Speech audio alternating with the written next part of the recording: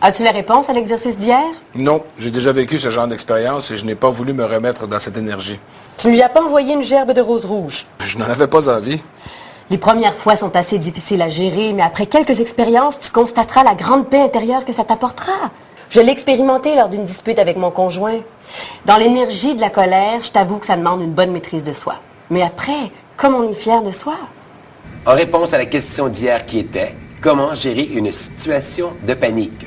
Je vous propose ce genre de formule. Univers infini, je suis calme et détendu. Je transmute la panique en énergie de paix intérieure, immédiatement. Le comprimé du jour, l'incertitude, l'imprévisible dans les faits. Dans ce genre de situation, heureusement qu'il y a l'univers. Il nous permet de toujours rester en parfait contrôle. L'incertitude est souvent présente lorsqu'on a à faire un choix dans sa vie. Vous devez décider de déménager ou de rester dans la maison ou l'appartement que vous habitez, ou on vous propose un poste dans une autre ville et vous hésitez entre l'accepter ou le refuser. Vous avez des amis et une vie sociale, par contre, la proposition est alléchante.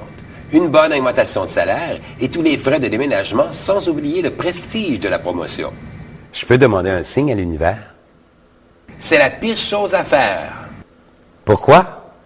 Comment reconnaîtras-tu le véritable signe qui te fera prendre la bonne décision? C'est trop vague. Tu ressentiras toujours un sentiment d'ambiguïté et tu ne seras jamais vraiment certain au fond de toi.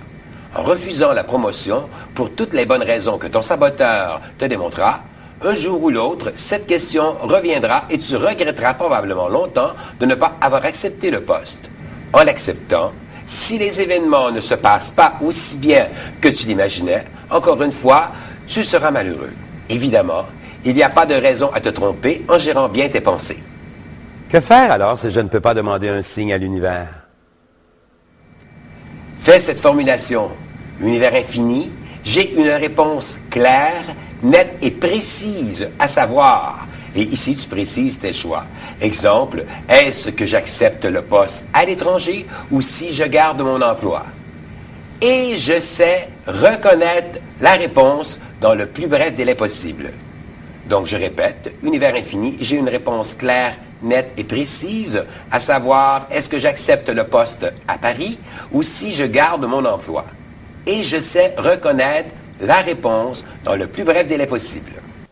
Tu n'auras jamais de réponse de l'univers. Il ne pense pas, ne réfléchit pas et n'analyse pas. Tu m'énerves, efface! Il a quand même raison, le saboteur. L'univers saura m'indiquer comment faire le choix. Tout à fait. C'est tout simplement par le taux vibratoire des pensées de toutes les personnes ou de tous les éléments énergétiques impliqués dans la démarche que l'univers te fournira la réponse à tes attentes.